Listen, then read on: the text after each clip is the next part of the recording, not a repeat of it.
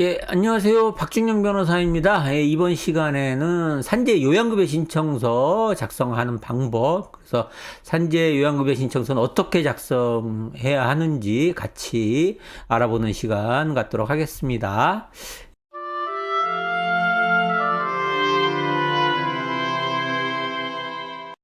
예, 산재 요양급여 신청서 양식은 뭐 가까운 근로복지공단 지사에 가시면은 당연히 구비되어 있고요.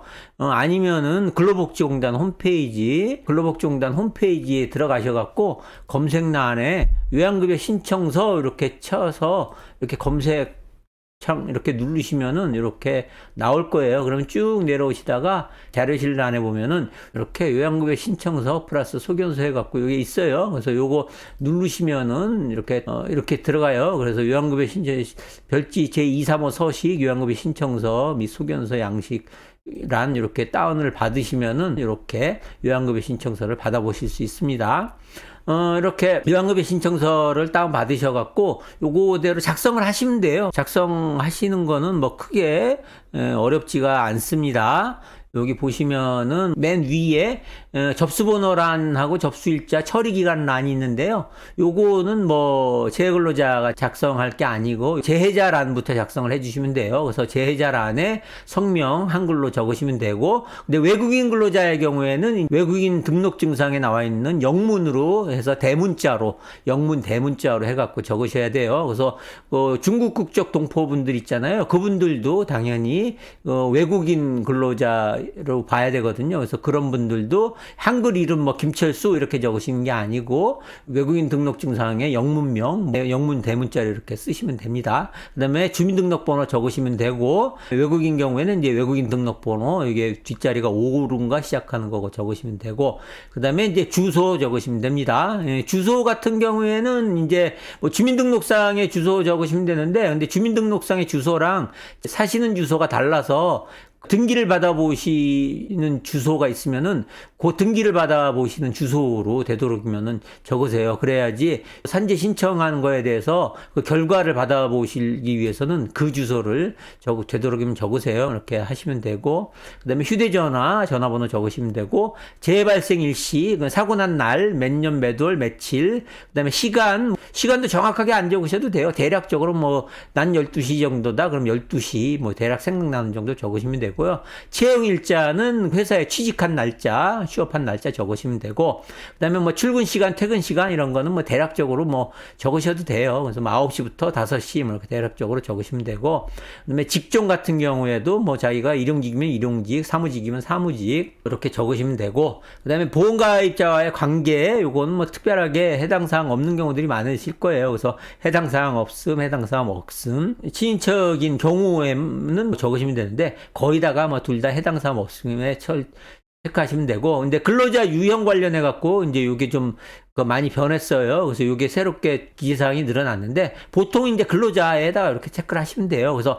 자기가 뭐 어디에 해당되는지 모르겠다, 그다음에 특고 근로자 같은 경우에는 특수형태 근로자 여기에다 표시를 하시면 되는데, 자기가 어디에 해당되는지 모르겠다 그러면 근로자에다 체크를 하시면 돼요. 이게 아주 중요한 건 아니니까요. 그 다음에 신청 구분란에는 요거는 이제 중요해요. 업무상 사고에 의한 경우다 그러면 업무상 사고에 체크를 하시고, 업무상 질병에 의한 경우다 그러면 업무상 질병에 이렇게 딱 체크를 하셔야 됩니다. 그래서 이게 사고로 인한 건지 질병에 의한 건지, 그 다음에 이제 출퇴근 중에 사고가 난 경우다 그럼 출퇴근제에 체크를 하셔야 되고요. 그래서 이 세 개 중에 하나 체크하시면 되고, 사업장명은 다니시던 회사 이제 이름 적으시고, 사업주명은 회사 대표자 이름 적으시면 되고, 연락처는 이제 그 회사 연락처, 근로복지공단에서 회사에 연락을 할 거예요. 그래서 근로복지공단에 회사에 연락할 수 있는 연락전화번호 적으시면 되고, 사업장관리번호라고 있는데, 이 사업장관리번호는 이게 일반 분들은 찾기 힘드니까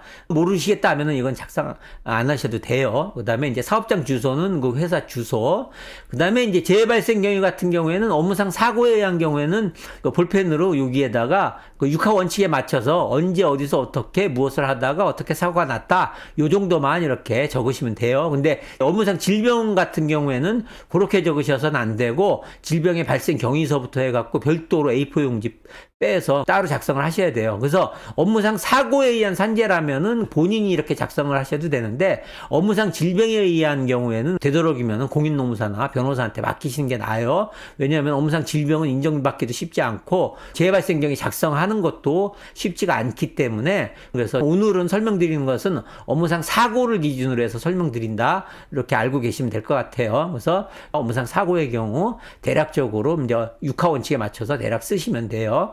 그 다음에 뭐 재해와 관련해서 뭐 경찰서에 신고 접수한 사실이 있으면은 예 체크하시면 되고, 없으면 아니요. 그 다음에 119가 출동한 적이 있다 그러면 예, 아니면 아니요. 그 다음에 자동차 보험사에 이제 신고한 사실이 있다 그러면은 예, 아니면 아니요, 이렇게 하시면 되고요. 사고의 경우에 이제 목격자가 있는 경우에 그 목격하신 분의 성명하고 연락처, 그 다음에 뭐 재해자의 관계는 보통 동료 근로자가 되겠죠. 동료 근로자 이렇게 적으시면 되고요. 그 다음에 맨 마지막에 재해 발생 후 현재 요양 중인 의료기관 전에 진료받은 의료기관, 이게 뭐냐면은 사고가 발생하자마자 A라는 의료기관에 가서 치료를 받았는데 한 2, 3일 치료받다가 그 의료기관에서 조금 더 상급 의료기관으로 가셔야 되고, 여기서는 치료받기가 힘듭니다. 그래갖고 B 종합병원으로 갔다. B 종합병원에 가셔갖고 거기서 산재 신청을 하셨다. 그러면은 그 전에 A 의료기관 있죠. 치료받는 병원에 오기 전에 그 치료받은 의료기관 명하고 소재지를 적어 주셔야지 거기서 지출한 그 산재 이제 요양급여까지도 다 받으실 수 있으니까요.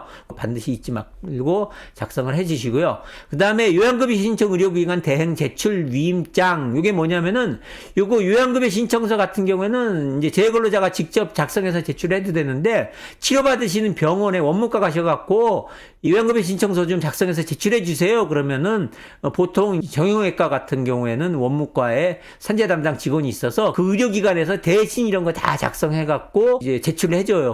그런 경우에는 재해근로자는 그 원무과 직원이 물어보는 대로 대답만 해주면 원무과 직원이 다 알아서 체크를 해줄 거고, 위임하는 자 안에 이제 재해근로자 성함하고 사인만 하시면은 병원에 이제 원무과에서 제출을 할 겁니다. 그다음에 신청하신 재해근로자의 성함하고 사인하시면 되고요. 그다음에 뒷장을 이렇게 넘기시면은 본재해와 동일한 사유로 민법 기타 법령에 따라서 보상 또는 배상금을 받은 경우, 이게 뭐냐면 사업주로부터 돈 받은 거 있는 거 위자료라든지 뭐로 받은 게 그 있다 그러면 그거 꼭 체크를 하셔야 돼요.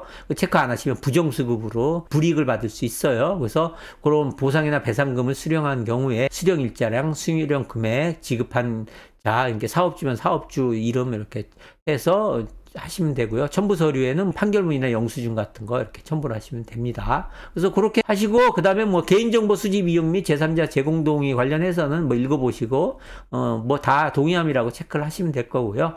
그 다음에 이제 첨부해서 병원에서 소견서를 받으셔야 돼요. 요 양식에 맞춰서 치료받으신 병원에서 이렇게 소견서를, 요건 재해근로자가 직접 작성하는 게 아니고 병원에서 이렇게 소견서를 작성을 해줄 거예요. 그래서 소견서를 쭉 작성을 하면은 소견서하고 요양급여 신청서 해서 근로복지공단에 제출을 하게 되면은 근로복지공단에서 심사를 통해서 산재 승인이 될 겁니다. 그러면은 이제 산재 승인 받고 그 이후에 휴업급여 또 신청하시고 이렇게 하시면 됩니다.